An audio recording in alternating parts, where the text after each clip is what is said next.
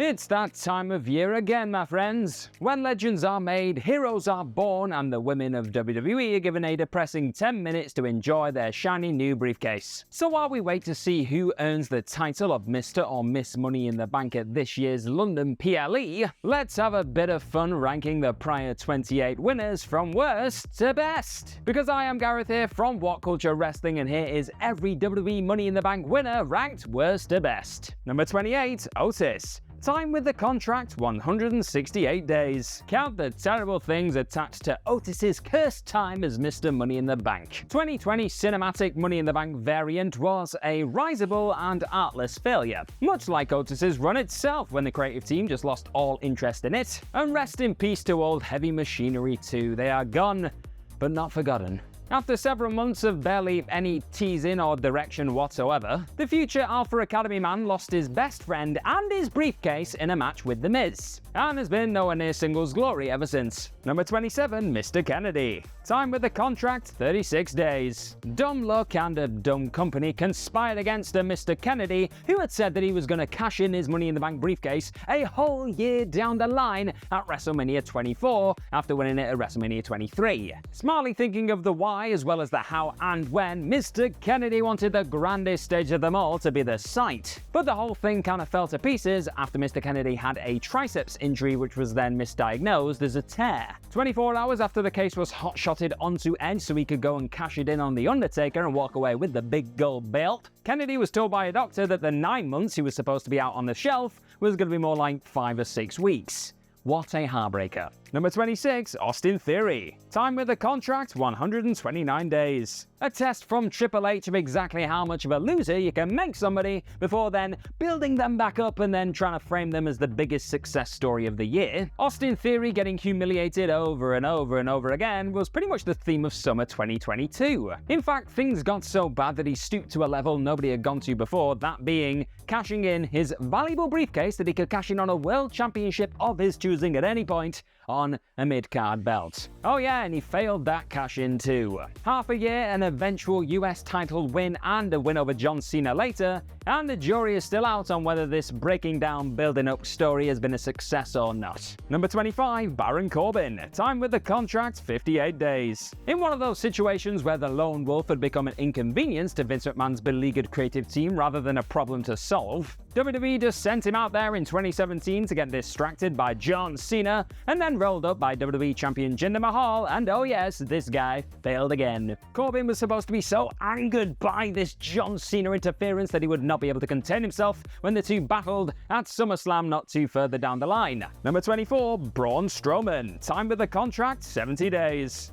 A babyface who was also a bully in his feud with Kevin Owens at the time, Braun Strowman still came away popular enough to be perceived as the guy when it came to cashing in his Money in the Bank briefcase against the then new Universal Champion Roman Reigns after he just won the belt against Brock Lesnar the night before. Unfortunately for Strowman though, the even more popular Shield brothers gathered around Mr. Roman Reigns to make that match go to a no contest. This then forced a rather awkward heel turn and a second attempt to cash in that briefcase at Hell in a Cell, and we all know how that ended. In the definitive feud ender, the match went to another no contest. Yay. Number 23, Damien Sandow. Time with the contract, 106 days. Now, Damien Sandow's customized Money in the Bank briefcase was pretty cool, let's be honest. But as the man who benefited from Vince McMahon having a change of heart when it comes to Cody Rhodes for the second year in a row, he was never really thought of as a viable champion down the line. So after Sandow and Rhodes feuded over the case for a while in the aftermath, the intellectual savior of the masses was proven to be a fraud when he was goaded into a match with the fresh-ish John Cena not too long after that feud. And on a random October 2013 edition of Monday Night Raw, he became the second ever person to fail to cash in said briefcase,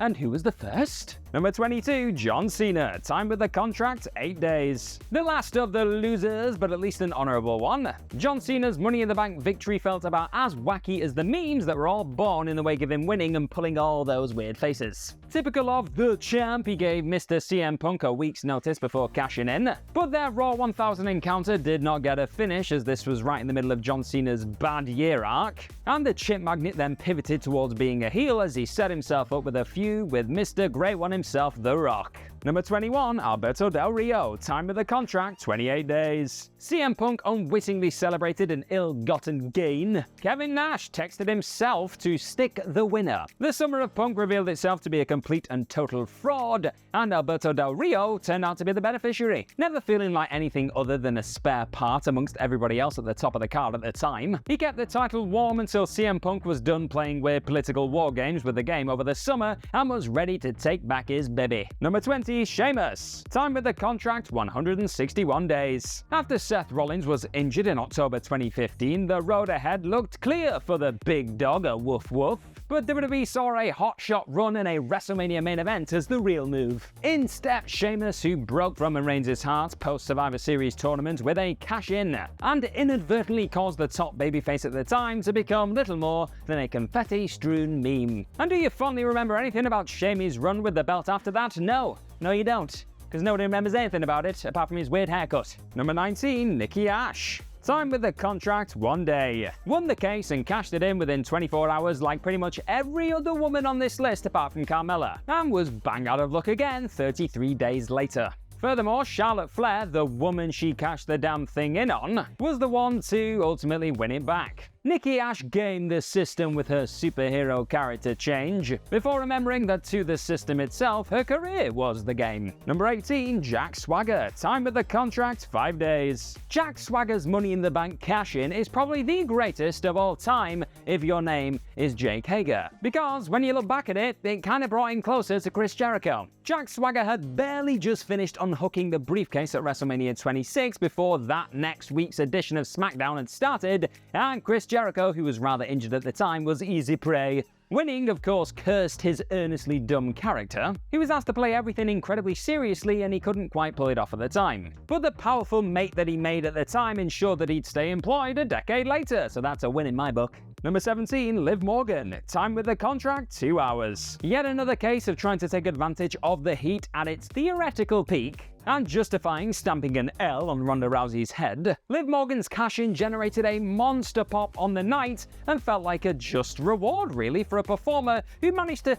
organically build up a bit of momentum heading into the event. As has been the case time and time again, though, little thought was really given as to what to do once she'd, won the thing. The cash-in tarred her with a paper champion brush, and listless booking in rematches with the baddest woman on the planet didn't really help her cause either. Number 16, Alexa Bliss. Time with the contract, 172 minutes. Another cash-in on a battle-worn Ronda Rousey, technically. Alexa Bliss's mid-match attack on the baddest woman on the planet, and then Raw Women's Champion Nia Jax, played up to her heel smarts. Bliss had already lost to Jax, and she was openly rather scared about having to clash with Ronda Rousey too. So she decked them both with a briefcase and won the match. Woohoo! Go Bliss! A payoff to Rousey Jax, this also set the stage for another rivalry for Rousey coming out of the event. Bliss was then royally squashed by Rousey at SummerSlam in a convincingly one-sided battle. Number 15, Bayley. Time of the contract, 85 minutes. A tumultuous behind-the-scenes spell for the Hugger came to an end in grand fashion at 2019's Money in the Bank. In a true bit of fan service, Becky Lynch had already lost one of her Becky 2 belts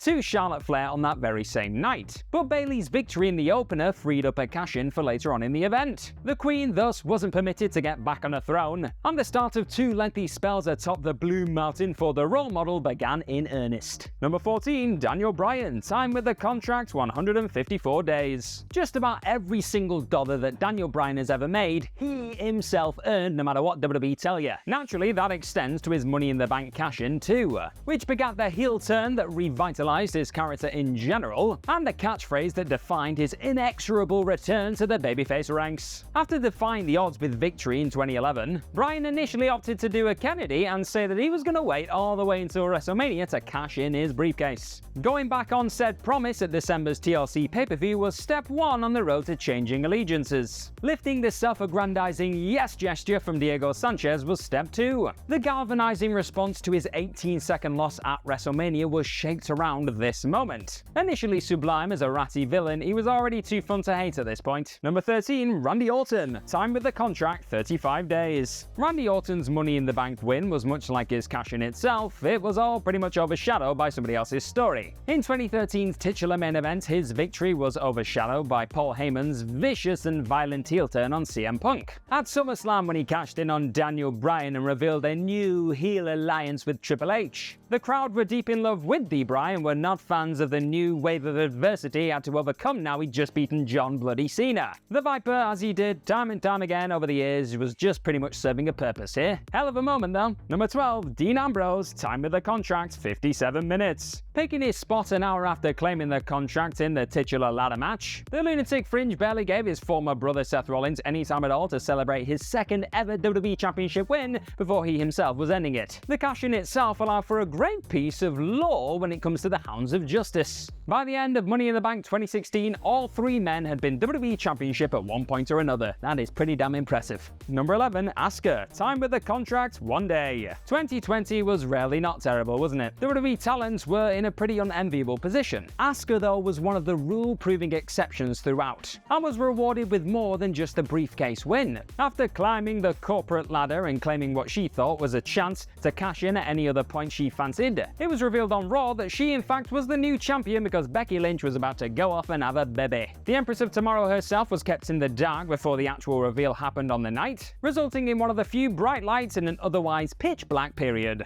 Number 10, Big E. Time with the contract, 57 days. People were thrilled to see Big E win the contract back in 2021 and all that promised, but the cash-in itself has become more about surprise moments for scheming heels and uncharacteristically opportunistic babyfaces. And the New Day man didn't really fit either of those profiles, did he? WWE worked around it to a certain extent, but they needn't have really worried, really. Big E tweeted that he would be cashing in just hours before Monday Night Raw went ahead that night, then picked his spot after an injured Bobby Lashley who just defended his WWE Championship to become the new WWE champ. Far from squeaky clean, but the audience received it as such anyway because we love this man. Number 9, Kane. Time with the contract, 49 minutes. Ranked this high because he was the first person to really take advantage of a very obvious opportunity, not because it was the most gratifying. Kane's obliteration of a beaten-down Rey Mysterio at the inaugural Money in the Bank pay-per-view in 2010 was fine. It was a fine twist, it shocked us all, yay, big scary red monster. This strategy worked a treat for him and WWE whenever they needed just a cheap, easy pop on the night, and was thus stolen by several of the aforementioned winners. Number 8, Rob Van Dam. Time with the contract, 70 days. The first winner to call his shot, Rob Van Dam had a very different way of doing things than Edge when he procured his golden ticket at WrestleMania 22. Spying ECW's one-night stand and incoming relaunch on the horizon, RVD boldly inserted himself as a headliner for both when he called out John Cena for the big old show. And what do you know, Van Dam was rewarded for his guile. The clash was a minor classic and RVD became the first ever WWE/ECW World Heavyweight Champion. Number 7, Brock Lesnar. Time with the contract, 56 days. You know what time it is, it's Brock party time, baby. Ah, the Beast was just having a great time, wasn't he, when he won this thing back in 2018 and completely surprised everybody on the night, in the arena, and in the match itself. And then what did he do when he came out on Raw? He turned the briefcase into a boombox and started dancing in front of Kofi Kingston, Seth Rollins, and made a mockery out of it, but we loved it. It was hilarious, it was stupid, it was great. Brock had his eyes on Seth Rollins, and by that point, Rollins was in need of a bit of a change because his first run with that belt had gone a bit flat. And losing his belt and then winning it back against Brock Lesnar in the months to come actually did him a world of good, and Seth Rollins became this babyface character that was adored for years to come, and he definitely did not wrestle a demon clown inside of a red cage, and people booed him, and it was horrendous, and I still have nightmares. What were we talking about? Brock Party! Oh yeah, a Brock Party!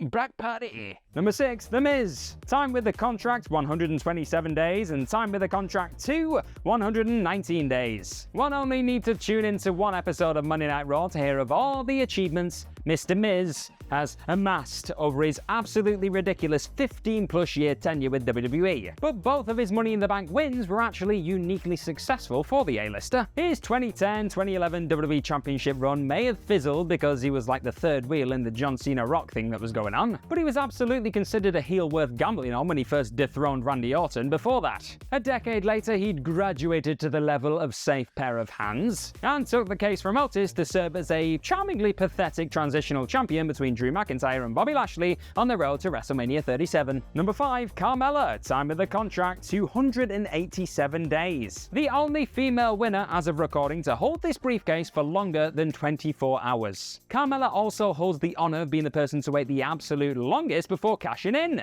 After snaring the prize twice thanks to the first ever Women's Money in the Bank ladder match being hijacked by James Ellsworth, the Princess of Staten Island targeted a certain queen. No, not that one, but that would have been very, very interesting. After waiting the better part of a year for her moment, she seized the opportunity to beat Charlotte Flair for the SmackDown Women's Championship after she'd just been attacked by the debuting Iconics.